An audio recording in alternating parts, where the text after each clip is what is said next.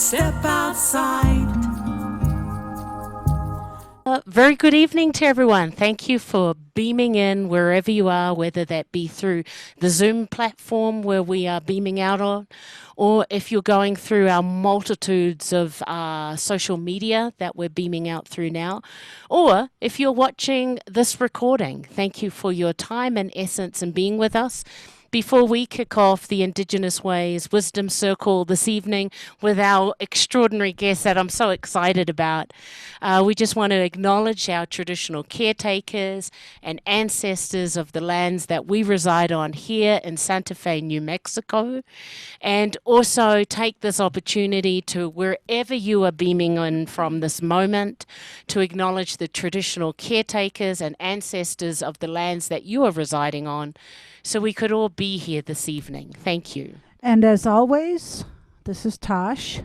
Indigenous Ways is dedicated to bridging cultural exchange with people globally. And this is the best way we found to do it is through this platform. So thank you all for joining in with us this evening. On Wednesday nights, we have our Wisdom Circle speakers, and we choose people that are doing extraordinary things with their lives, that are making positive change for a beautiful world. And that's Wednesday evenings at 6 p.m. Mountain Daylight Time. We like to honor people of color. We like to honor deaf people. We like to honor LGBT. We like to honor all colors of people, because our goal is to drop the walls of separation. It's not about conquering and dividing. It's about bringing us all together so we can learn from each other to be a better people. Friday nights, that's entertainment night. That's when we like to bring in our amazing, talented, again, the same type of people, which is all people, to come in and entertain us with some beautiful storytelling through music, poetry. Sometimes we're able to find some amazing comedians. If you know anybody, if you know any good comedians, let us know. We will contact them and we'll put them on a Friday night. So with that said, I'm going to go ahead and welcome our beautiful presenter tonight, Dr. Carla Garcia-Fernández. And I say that with great honor because I knew Carla many, many years ago when she worked at the New Mexico School for the Deaf. And she was the multicultural facilitator of all kinds of stuff for the school. She just brought in so much variety for the students and the staff. And she welcomed me with such beautiful respect and honor. And I will forever, ever, ever love Carla for welcoming me into the New Mexico School for the Deaf when she did. And Carla has gone on to do many things. For one, she went and got married to this beautiful man named Rogelio, who is with us tonight. Hi, Rogelio. We love you too. And she also went off and got her PhD, which to me is really impressive. I mean, just that word, PhD. Oh my gosh, woman of color representing deaf culture. Oh my God, from New Mexico, Santa Fe, Carla, Dr. Carla. Yay, we're so excited. And there's Arletta's son, Demetrius, who you met, Carla, remember last week on FaceTime. Anyways, I better be quiet, everybody. Let me just be quiet so we can have some of Carla's beautiful thoughts and beautiful spirit and heart tonight. Welcome, Carla, everybody. Yay!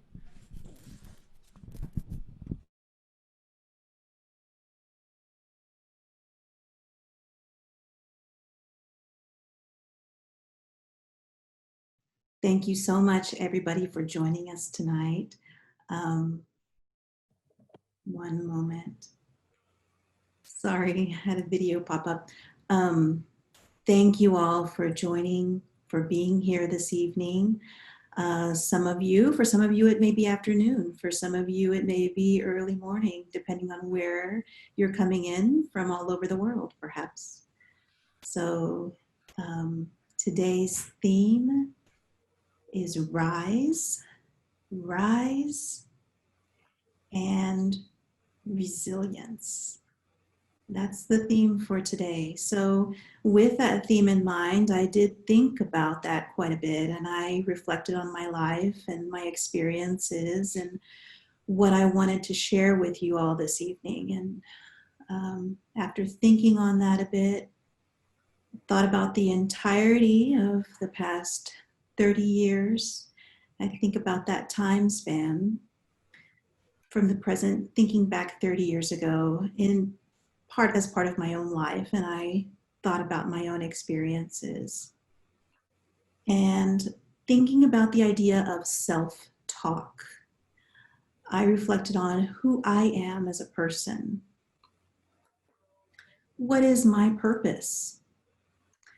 What is the purpose of my existence here on this earth? Why am I here? I also thought about my own natural gifts that I have been given, that I was born with. And so many things came to mind, and I continue to think and explore those topics, as I'm sure many of you all have done as well. Thought about your own journeys and explored those topics. So thinking back for the past 30 years of my own experience, I think I realized I didn't always clearly understand who I was.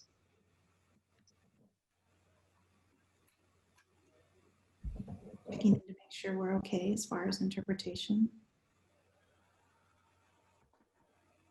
So for my own journey, thinking about the past 30 years, it has been very profound for me. And I feel like I've arrived at a place where I have multiple founts of knowledge, not only in my head, but in my heart as well. How did I get there? How did I arrive at this place? That's part of what I'm going to talk to you all tonight about. So today, roughly 96% of deaf children are born to hearing parents across the United States. That's the statistic. Now, in my time, I was born in the late 60s. And at that time, the statistic was 90%. So 90% of deaf children were born to hearing parents. So currently, the statistics show that 30% out of that 90% of those parents know sign language. So only 30% of hearing children learn how to sign for their deaf kids. The rest of them do not. So imagine that for a moment. So many deaf children without a clear way to communicate at home. For those of you who can hear, you grew up with access to TV, to radio, to conversations around you. You could hear what was going on in the other room. You were able to acquire language just in your natural environment. You know, even if you were to go out, let's say you're in the car, you hear the radio, you're still able to hear and access language. Hearing children don't have any barriers to that. And in public spaces as well, there's no barriers to accessing language. Think about all that knowledge that's out there in the world. How do people acquire that?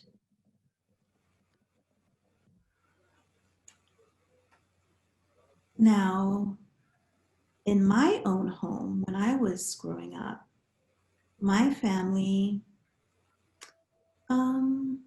they did use sign language. Now, maybe there were different skill levels. They were not necessarily completely fluent. My mother did sign very well. My father, not so well. He used a lot of gestures in order to communicate with me rather than a formal sign language. But they understood the importance of signing all the time. I'm sorry, they did not. So the only time that I noticed my parents would sign was when they were talking to me. I also have a deaf brother who's older than me, and so anytime they wanted to talk to him, they would sign. But that was pretty much it. They didn't use sign language apart from those times when they were speaking directly to us. So for me, in my own identity formation and understanding who I was, I felt like I came to that very late in the game. Now, research has shown in the ensuing years that identity is so critical. It's so important for deaf children to be able to understand their own identity, accept their own sense of self and who they are. That is so important. For those deaf children who have hearing parents and who don't have access to communication, so many of them experience mental health issues later in life, such as depression, anxiety. They struggle with a host of issues, and research has borne this out.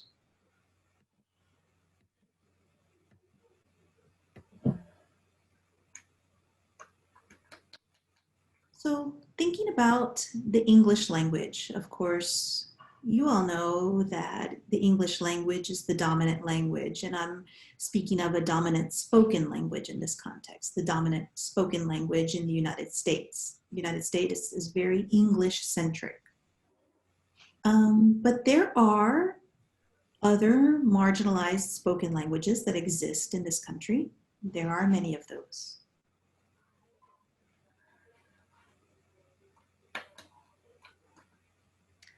So English is known as the dominant language, as opposed to multiple other marginalized spoken languages. And this is something that we are all familiar with, this concept. Now, for the idea of a signed language, the same dynamic exists.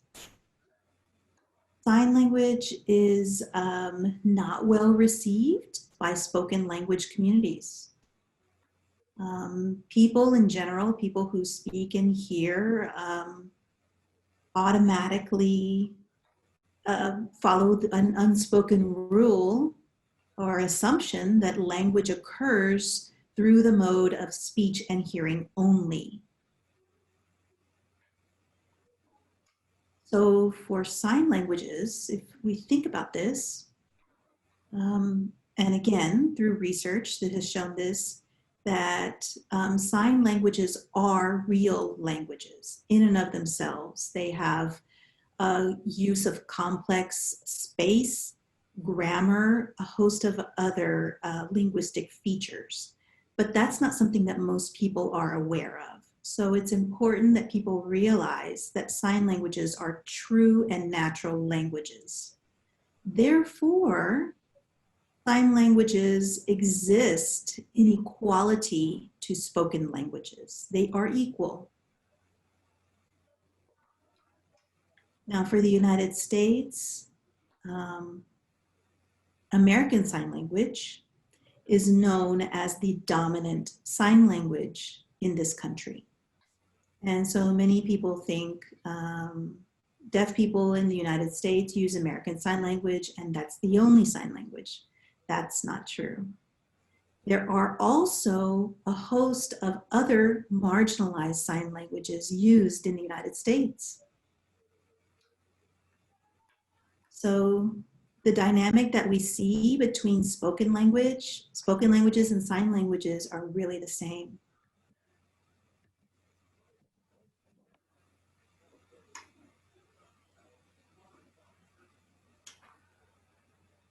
So thinking back to my own experience growing up, again, I didn't have a lot of access to language naturally in my environment. Only when my parents signed to me or when other people signed did I get that information.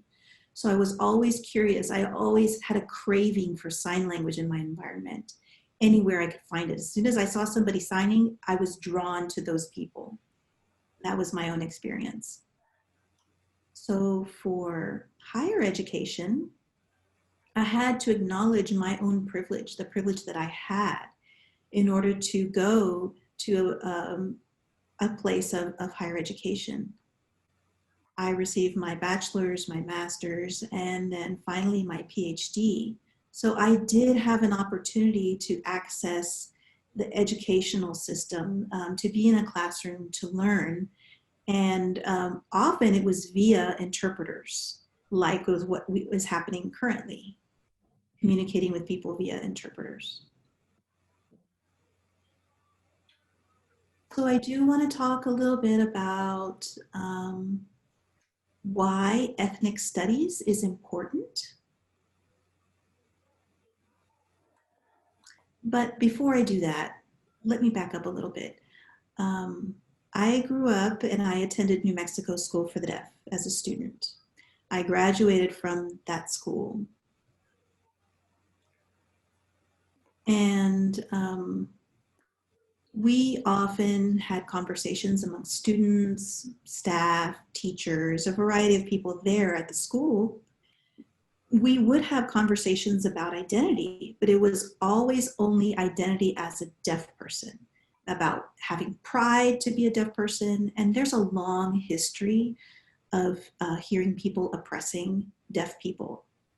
And we don't necessarily have time for that story. Maybe that's for another day. But during these discussions at the deaf school, a common theme that came up was talking about our deaf identities. And that was the exposure that I got as far as identity. Now, once I went into higher education, I got my bachelor's degree from Gallaudet University, and I learned about ethnic studies. Well, not necessarily there because it was not provided at Gallaudet University. I went after that to 2 hearing universities for my master's and then my PhD. And that's where I finally was exposed to courses in ethnic studies and where those courses were available. And I really want to say how important that was and stress that greatly, because my communication access at home was very limited. Again, I had further opportunities to learn from my own people, from deaf people, but not necessarily about my history, my language, my people. So that portion of my identity was missing. It wasn't really till I had a chance to take ethnic studies classes that my mind was open to that, what is out there. And so for me, that was a very painful journey that required a lot of inward looking and understanding who I was, and it was a long process. Now, ethnic studies, let's say if we talk about specifically about Black studies or Indigenous studies, or perhaps Mexican American studies, Asian studies, Middle Eastern studies, there are a variety of different classes offered. And they also, women's studies is also a course that's offered. LGBTQ studies is also offered. So there are a host of classes that are offered, but those topics aren't discussed enough in the K through 12 settings. Often people come to this very late. So for me, when I finally took a class on Mexican American studies, I didn't really learn until then about my ancestors. And I know, as Tosh had mentioned, it's so important that we honor our ancestors and the people who came before us. Now, back before in the day, if somebody would have said that to me, I would not have understood that. I would not have understood the importance of ancestors or who these people were, because I did not have access to my own history. It wasn't until I took a Mexican American Studies course that I learned so many of these things, and it was so eye-opening for me.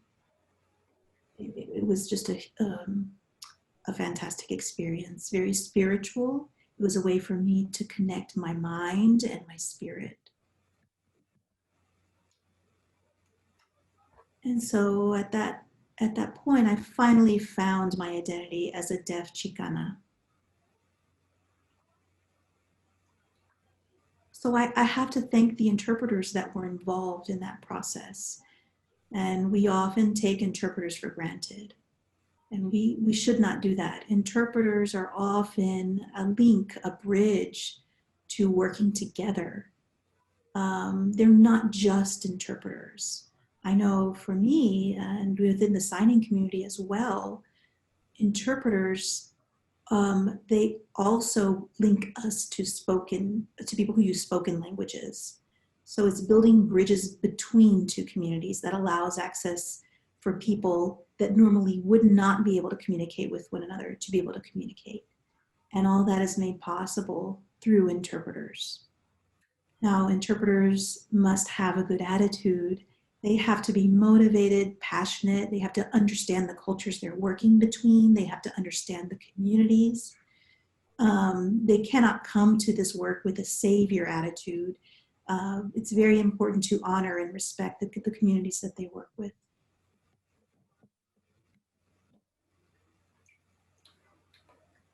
So thinking on the topic of interpreters, when I took classes in Mexican American Studies, I do have to share this story, something that happened to me.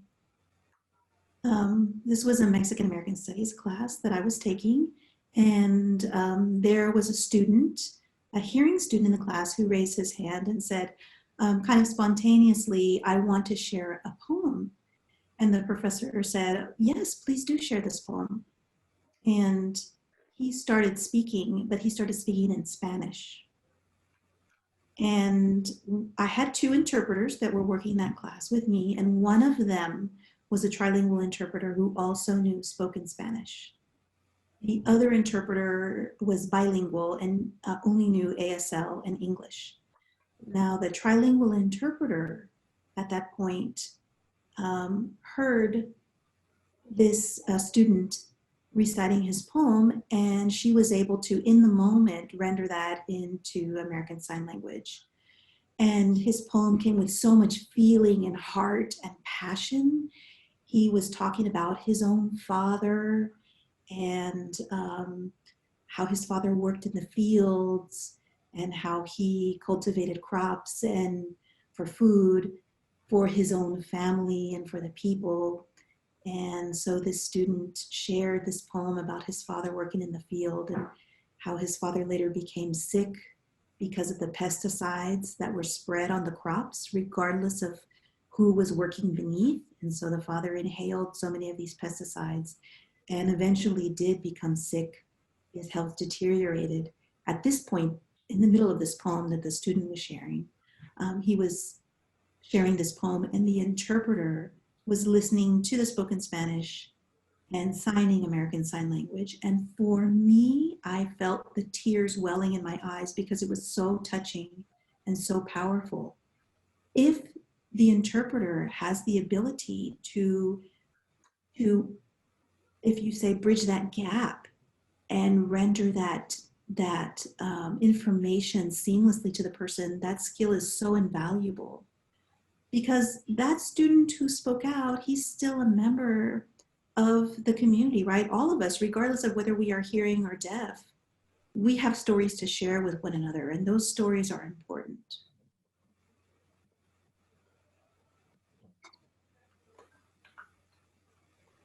Now with interpreters,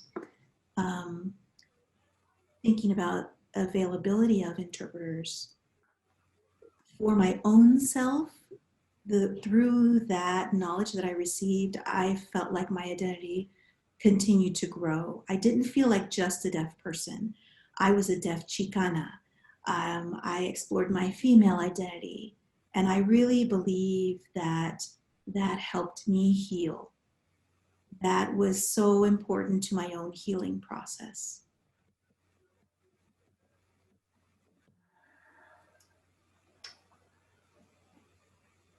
So for this, this group, IndigenousWays, I have seen interpreters working these events. I have seen people come together, learn about one another, really embrace one another and their stories. And that kind of event is so powerful. I really applaud Tosh and Elena for this work. It is so important to invest in this type of work, and I want to recognize that. My hope is that awareness will grow about these events and we will continue to see more attendance, because I feel like this is a fantastic model. We need more of this. So you all must support one another. We must all push for full access, for signing communities as well. Often hearing people take it for granted, take language for granted. And so now, because of that development of my own identity, I feel myself a proud deaf Chicana. I look at the younger generation, regardless of whether it's the spoken language community or the sign language community, still there are many who are not secure in their own identities, or they're not aware. They haven't done that growth. And currently I teach at CSUN, California State University, Northridge. And I have many undergraduate students that I teach that are not sure about their own identities, who haven't done that digging. And so we need to have these types of conversations about culture, about language, about values.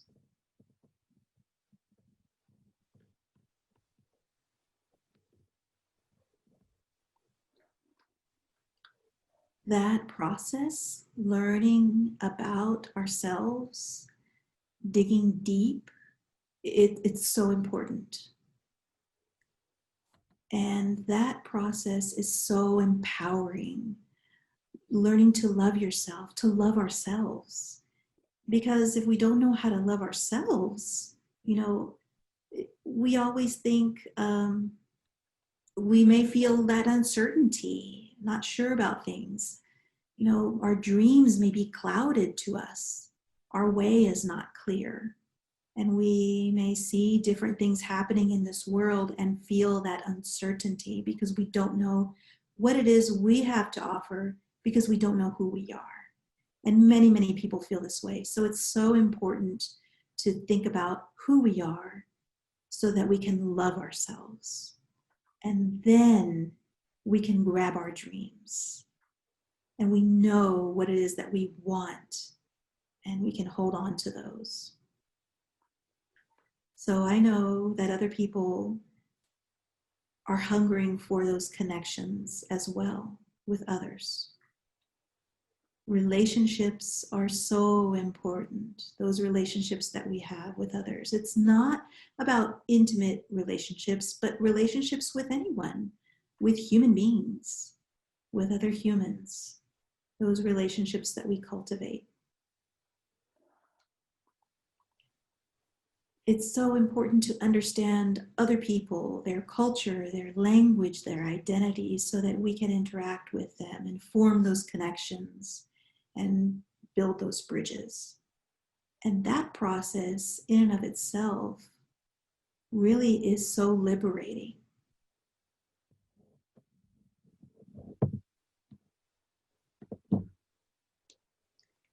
Now, I remember when I finished at the University of Texas, I had such a better understanding of who I was. And I had such a stronger commitment to Latinos who still had not found their identity. Perhaps they were deaf-blind or deaf-disabled, hard of hearing, low vision, multiple different identities. I had such a commitment to foster that self-awareness. I really wanted to be a mentor, encourage that identity growth in others. As I'm sure that many of you are the same, it is a challenge to learn about yourself and navigate that journey, because we only live once. And we don't have any other life. And so we must take this life that we have and use it. And so I want to talk a little bit about one book that I love. There's a book that I particularly love that was so important to me on my own journey that I read in graduate school. And this book was assigned to us. We had several books that we read, but this book in particular really helped solidify my identity as a Chicana.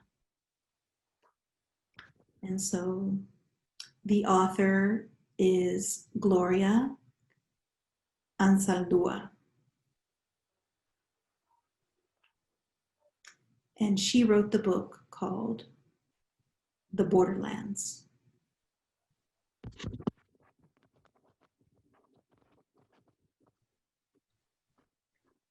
So it's entitled The Borderlands, the New Mestiza.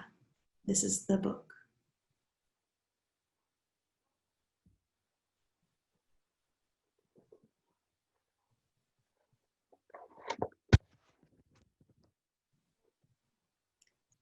I remember the first time I read this book, I really struggled with it because the book is written in both English and Spanish. And remember, one advantage is at that time I ordered it online.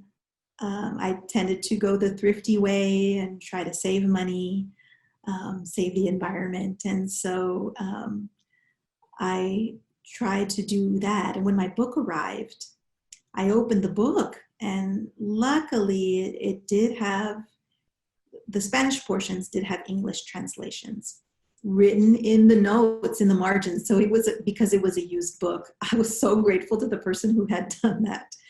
So I don't feel like, of course, everybody can define it differently, but I felt as I read through the book that this was so powerful for me. And I had many moments where I was so overcome that I cried because Ansaldúa spoke to my heart through her book. And for me, this book was life-changing.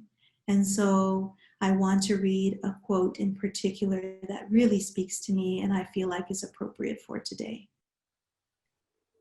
And so this is taken from this piece called A Struggle of Borders.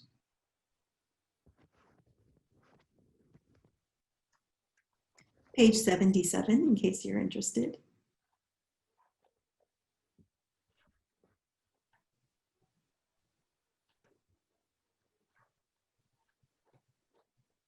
Oh, I'm sorry, page 99. And this is the third edition that I'm reading from. So there's a opening paragraph that's in English, and then at the bottom there's a piece in Spanish. And so the interpreter will read it as it is, as the text appears in the book.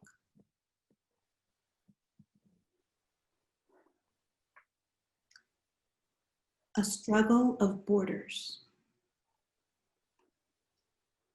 Because I, a mestiza, mestiza meaning mixed, continually walk out of one culture and into another,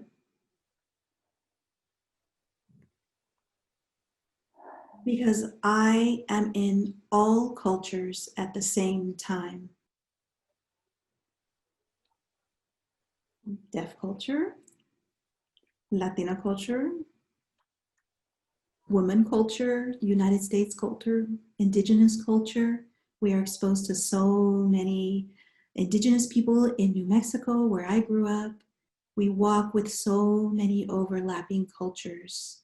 And so I always think about that space of overlap. And I'll continue reading. So because I, a mestiza, continually walk out of one culture and into another, because I am in all cultures at the same time. And this is where the Spanish starts.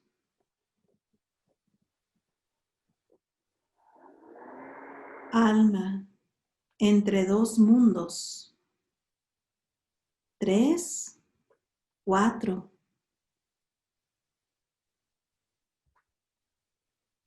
Me zumba la cabeza con lo contradictorio. Estoy norteada por todas las voces que me hablan simultáneamente.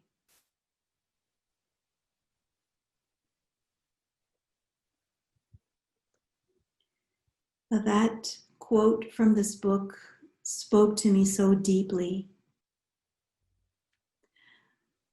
I felt like Ansaldúa was speaking to me. I felt like she was telling me, it's okay. It's okay.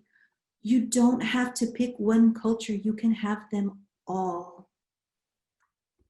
Embrace them. I embrace the multiple knowledges that I carry, and I continue this life journey until my heart stops beating.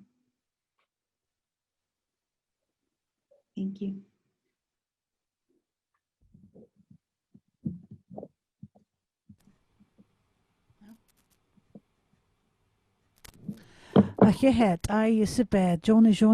Thank you very much, Carla. That is so beautiful.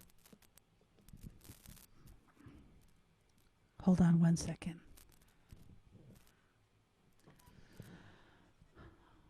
Oh gosh, that is so beautiful. I found myself tearing up in my eyes when you spoke, Carla, because I felt like you were talking directly to me. See, when you speak in a vulnerable way like that, it gives me permission to feel my vulnerabilities too. And when tears happen, I think it's healing for all of us. I particularly, especially like it when I see men cry. Oh my God, it feels like the earth is healing right before my very eyes, because the patriarchy has taught men not to cry. I so not believe in that. Do not believe in that. Life is beautiful, Carla. You're beautiful. And I hope that one day we can invite your husband to be our speaker, to have that balance, you know, the beautiful female Chicana, and have your husband come and present to us his experience. He's so beautiful. I love his beautifulness too. So a few things came to me. Carla, I want to also tell everybody that our beautiful sister Carla actually gave us the correct sign for indigenous ways. She said, do ways and then do the indigenous. And that's the proper way to say indigenous ways. So thank you, Carla, for giving us the proper ASL sign for our nonprofit, Indigenous Ways. And looking forward to reading the book, The Borderlands. I was introduced to a beautiful Chicana Mexican writer named Sor Juana Inez de la Cruz. And she was born hundreds of years ago. And she was like a Mexican Shakespeare, but a woman. And amazing story. So if you ever get a chance, she's got books that are written. Her poetry is like Shakespeare, I'm serious. And on the other side of the page, it's transcribed into English. And I did a thesis on her for my undergrad many years ago. So I want to keep talking, but I'm going to just say thank you, Carla, and I'm going to pass it over to Elena, beautiful Elena.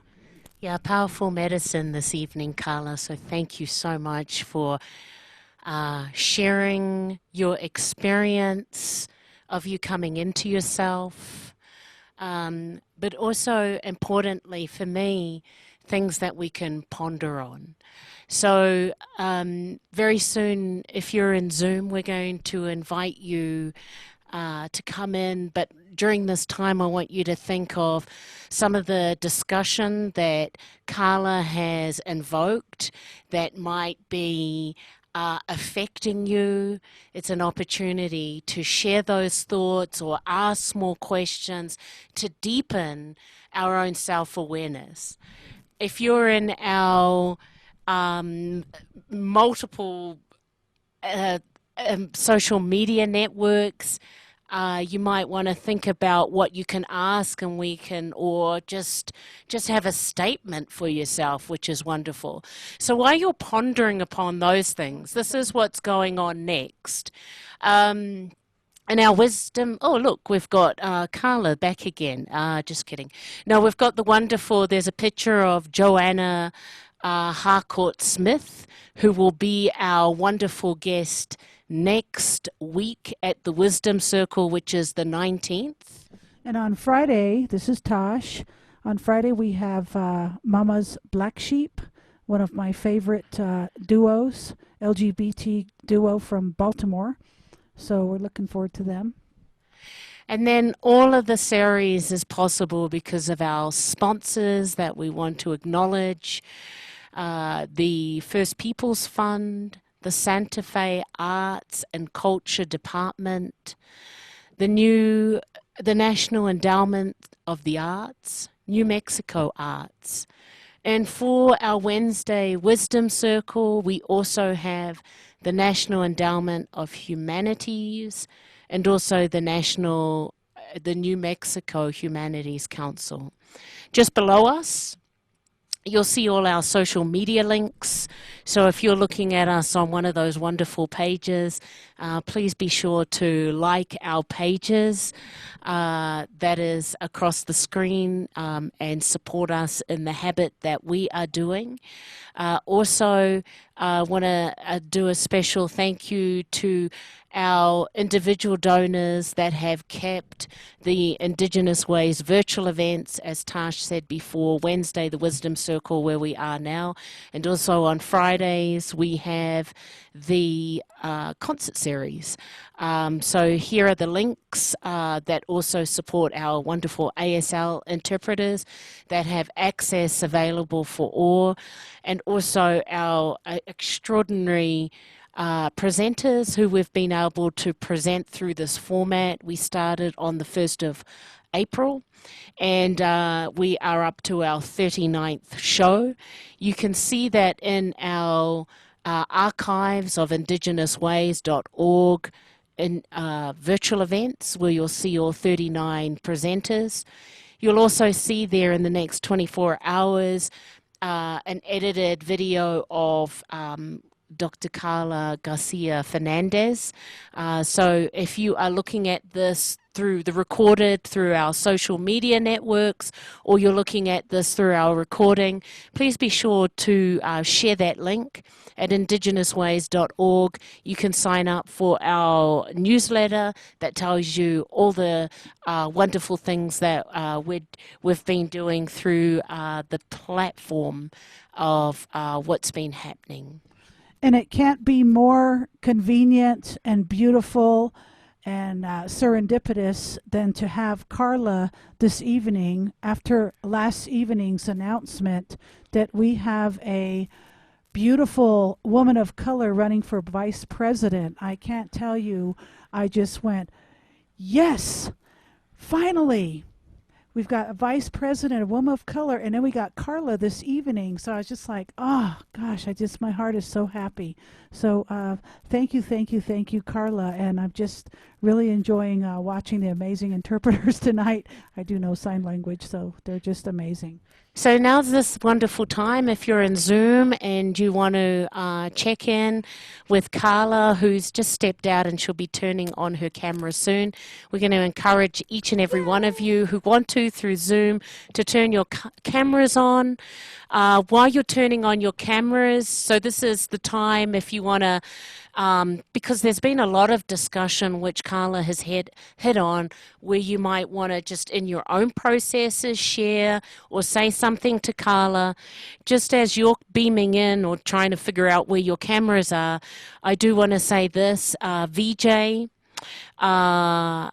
from Oxford, the Oxdog Theatre down in Albuquerque, says in social media, thank you, Elena, Tash, Carla, Indigenous Ways, so Juana needs to be better known, great mention, bye for now. And Shoshone Shah Rains is also, and she says, hey, I'm here, hi, hugs, thank you. But anyway, oh yes, you're in Zoom too. How do you do that? You're doing multiple things. I love it.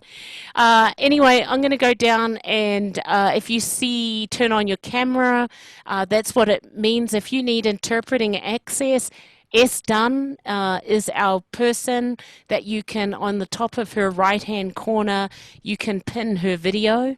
And if you don't want to come in, that's perfectly fine. Okay, not everybody speak at the same time. We want to hear from you all. It's Shah. Can you hear me? Yes. Oh, okay. I didn't know if I was on or not. Okay. I also appreciated the interpreters very much this evening. Carla, I did not get to hear your entire presentation. I was actually at my work environment and got off a little bit late, but I did appreciate hearing so many wonderful things. One thing I wanted to comment on and say thank you for is as a mestiza woman on the borderlands, growing up, you had mentioned that you're exposed to so many different cultures, so many different ways of life, different languages. And however, you did not let any one specific one define you. Rather, you could choose to be part of all of that and any of that. And I really appreciated hearing that. I myself grew up along the Mexican border and was exposed to several different cultures as a young person. However, there was a lot of pressure when I was younger to pigeonhole me, pigeonhole me in one specific culture. And it came from both sides of the fence, so to speak. People would look at my appearance and want to pigeonhole me in one specific culture. Yet internally, culturally, I was more raised in a Hispanic, Latino, Mexican environment. So that was the culture I was more attuned to than any other culture. Yet people would want to pigeonhole you and say, oh no, you can't be part of this or you can't be part of that. However, I remember something wonderful happening many, many years ago. I went to what we call in Spanish a matanza, and that's where they slaughter a pig or an animal, and it's an all-day affair. It's wonderful. It really is very wonderful. Music, cerveza, lots of good stuff. And I remember a gentleman saying, "Are you having fun?" A Mexican gentleman. And I said, "Oh yeah, I'm having a great time." And he said, "Don't you wish you were Mexican?" And it just kind of really impacted me at the moment. I thought, oh my God, does that mean because I don't have the appearance that I can't enjoy this? That's what hit me at my younger age. I was pretty young and kind of, but then I realized, oh, and this gentleman's daughter corrected her father and she said, "Dad, don't do that. He can enjoy the culture as much as anybody, and he knows as much about the culture as anybody." And he kind of retracted at that moment, but it really kind of gave me some freedom at that moment that, oh my gosh, I don't have to be this, I don't have to be that. I can enjoy whatever I'm exposed to and be part of it. And it sounds like yourself growing up multicultural, different languages, American Sign Language, Spanish, English, that you have also come to those crossroads and realized that I don't have to be one thing, I can enjoy them all. And so I appreciated hearing that. I just wanted to tell you that. Thank you so much. Love you, Carla. Thank you So for glad you came in. Thank you. Story, Carlin. Thank you for sharing your story. Okay, who wants to share? Anybody can share now. Hilda. Hilda, go. Christine, I see, has her hand up. Can you see me okay?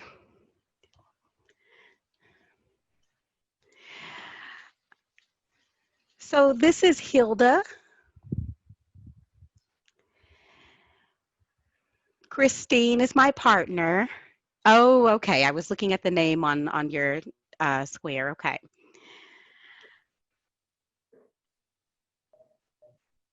As I watched you share about your experience, I thought about what if the roles were reversed? So coming from being hearing and growing up in a deaf family,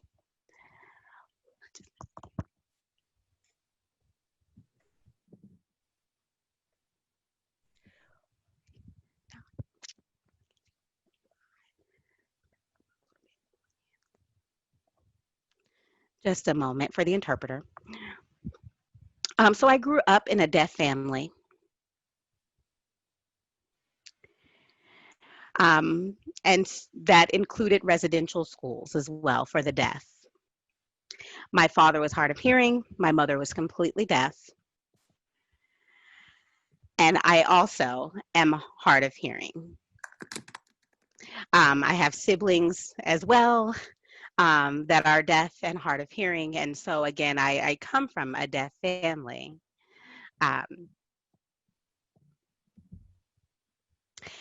And so we've always used American Sign Language. That was the norm for my childhood, was to have access to communication in that way. My father decided that I would go to a residential deaf school because, again, my parents had experienced this, did not want me to have to deal with the frustrations of public school, and so they made this decision.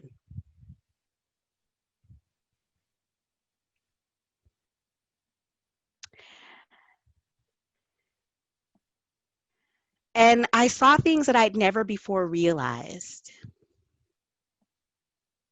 Many of my deaf peers there had the same experience as you, Carla, where they didn't have access to regular language and communication in their family and were jealous. And so I felt very fortunate in that respect. Really, it was kind of ironic. When I completed my time at the residential school and went on to Gallaudet. And so at that time, then I was thinking of, well, you have some hearing, you don't belong at Gallaudet, you should go to a public university or college. And I did, actually. I did. And I experienced grave difficulties without interpreters, without regular access to communications. They thought that, you know, because I had some residual hearing that I would do fine. And of course, there was information that was missed. I had to borrow notes from my peers to make sure that I had access to what I needed to in the classrooms. And when I eventually started teaching, I decided that I would teach in deaf studies. This was in Maryland. So the residential school that I attended was in Maryland, excuse me.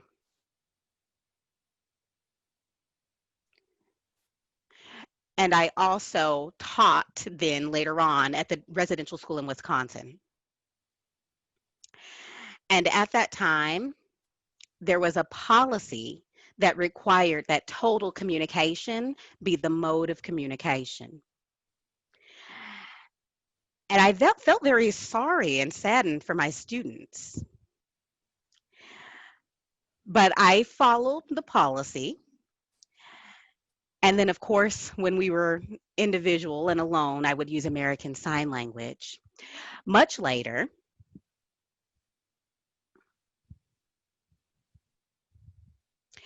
doing bicultural, bilingual, excuse me. There was a movement much later and I did join that movement that allowed then for deaf individuals to learn true American Sign Language. That was an eye-opener. But it made me feel very good, I have to say, because during that time where we had to focus on total communication and English was a language of choice, it impacted me very gravely.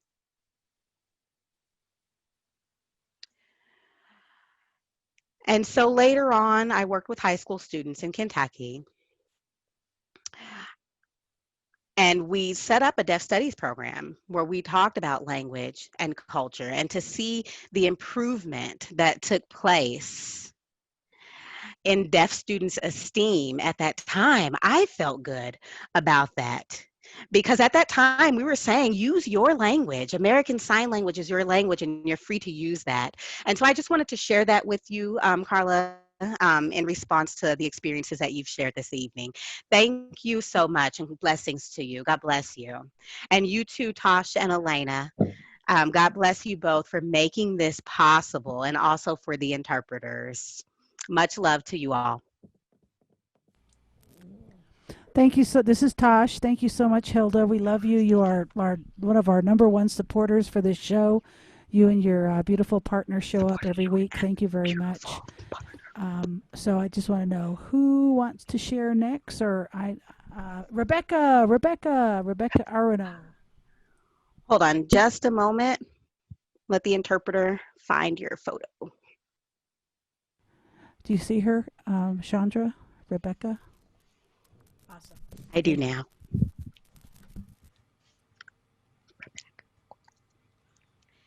Hello, my name is Rebecca Argon. Hi, everybody. I am from New York. Hello out there. This is my first time participating in one of the Wednesday night wisdom circles.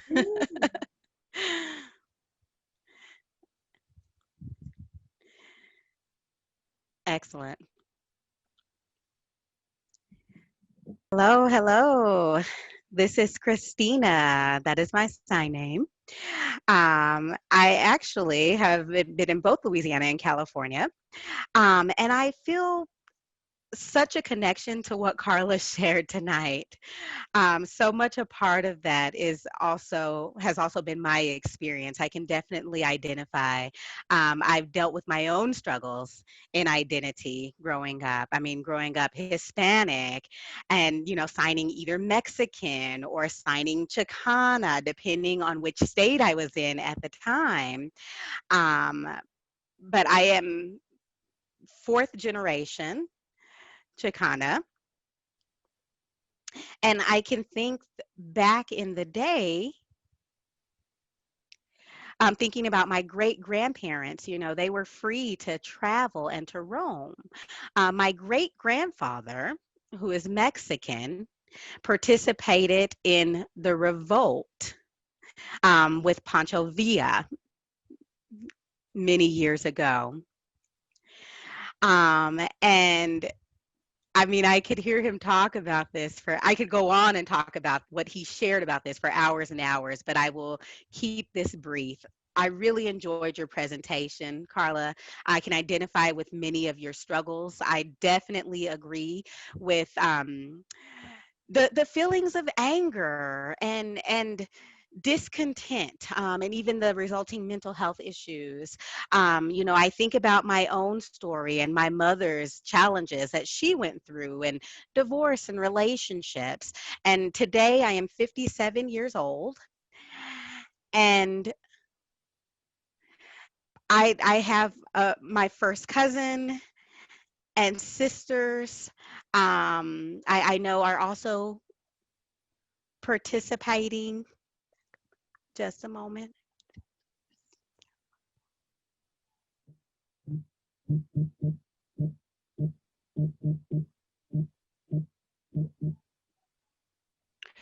I'm not on good terms with many of my family members. Not speaking to many of them. A lot of them have been very oppressive.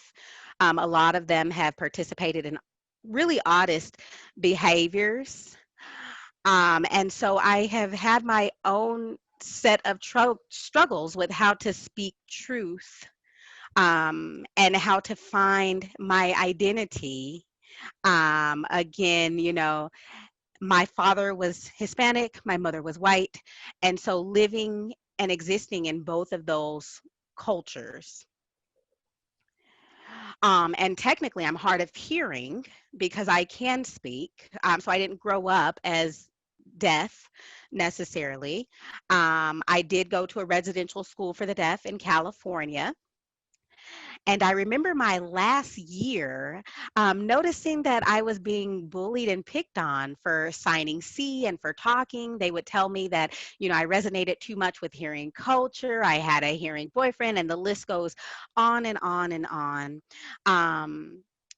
I had some gang involvement as well in adolescence, living in the hood, so to speak, and growing up in the hood. And I'm still in touch actually with some people from where I grew up from. But finding my identity in all of those different ways and dealing with all of the oppression that I dealt with because of racism and also because of my deafness as well. Being around hearing people and family, the struggle continues. So I can say that I'm looking forward to reading The Borderlands. That is not a book that I've read just yet. I actually have a whole stack of books that I've been gathering and putting on the shelf. And I will definitely be reading that one. I have lots of books in my library related to gang life, related to Chicano history. I have lots of poetry. Like Sandy, that particular author. I read lots of her poetry. I also read a lot of very powerful books that are about Spanish Americans or Hispanic Americans and about the previous wars, victims of wars. And again, Hispanic Americans and soldiers that have been on the front lines of these wars in our history, those that have then been slaughtered as a result. Again, racial oppression and other types of oppressions. There's a lot that fills my library. I really appreciated you sharing your story, Carla. And again, I so resonated with what you said this evening. I'm not sure what else to say. I can continue on again for hours and hours when we talk about racism and culture. But again, thank you so much for sharing your story and your experience this evening. Please read the book. I recommend. And I am going to get that one and read it. I will.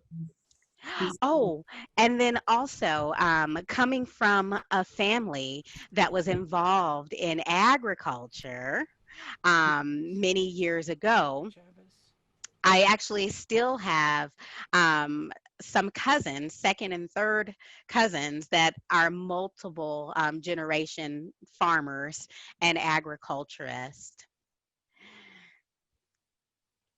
They are in California at this time, but my dad also used to be a farmer. And they start young in that area,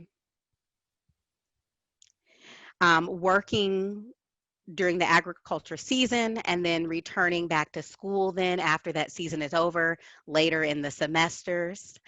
And then sometimes leaving school then early to return to tend the fields. Children that grow up in those type of professions and environments often miss a lot of school.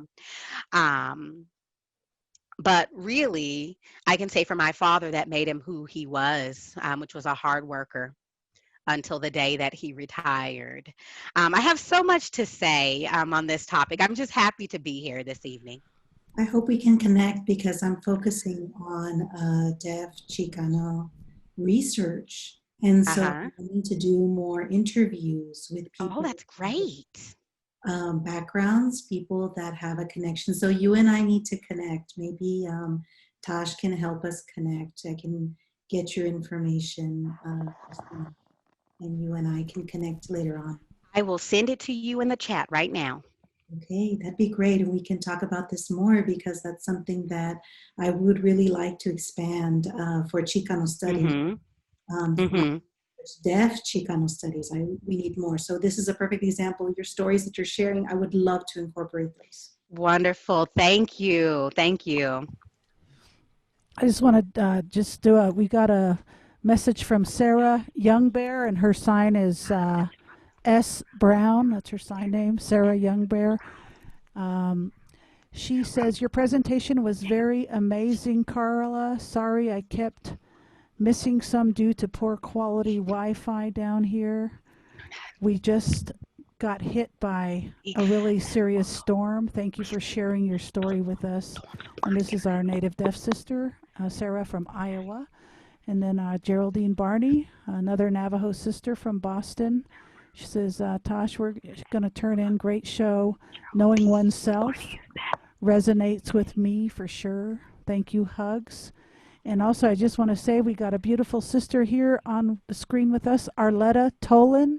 She's right in the middle screen. Her sign name's like Arizona. Arletta, she's the Navajo sister that taught me sign language when I was 12, 13 years old.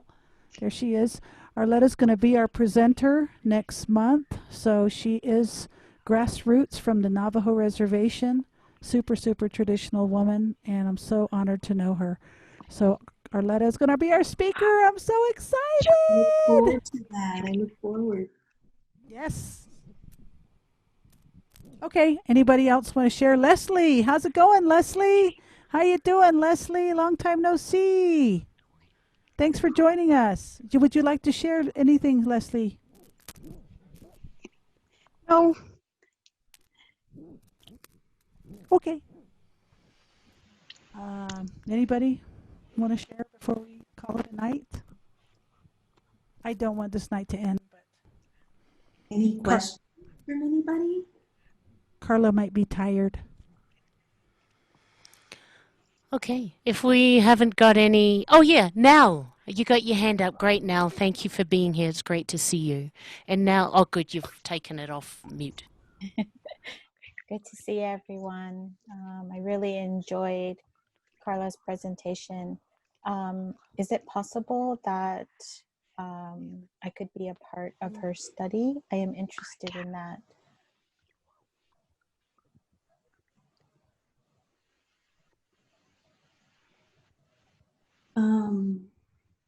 Let's connect and share. If you can share your email, if anybody here would like to, I'm focusing on deaf Chicano studies. So please do reach out to me. I would love to make connections. So please leave your email. If you don't feel comfortable typing it in the chat box, then please give it to Tosh and Elena and they will pass it on to me. So either type it in the chat or share it with our hosts. Thank you.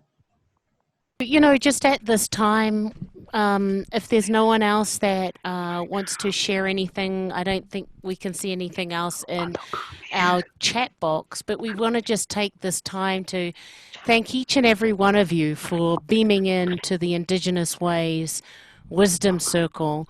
This would not be possible. These events would not be possible without you.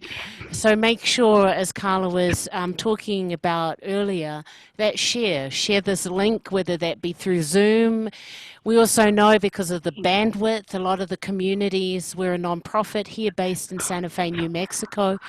So a lot of the communities that we service have low to no bandwidth. However, they can see us through social media while we go out through that door. But we're very grateful for each and every one of you for beaming in. We're also very grateful to our interpreters tonight, Sandra, who is interpreting at the moment, our voice, Audrey. So let's please give it up for our interpreters and making access available for all.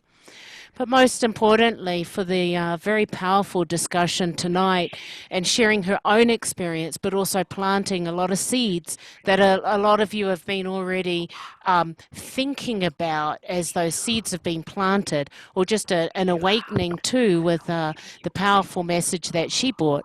So let's give it up for the amazing Carla García-Fernández, Doctor. Touch the earth, touch the earth, touch the earth.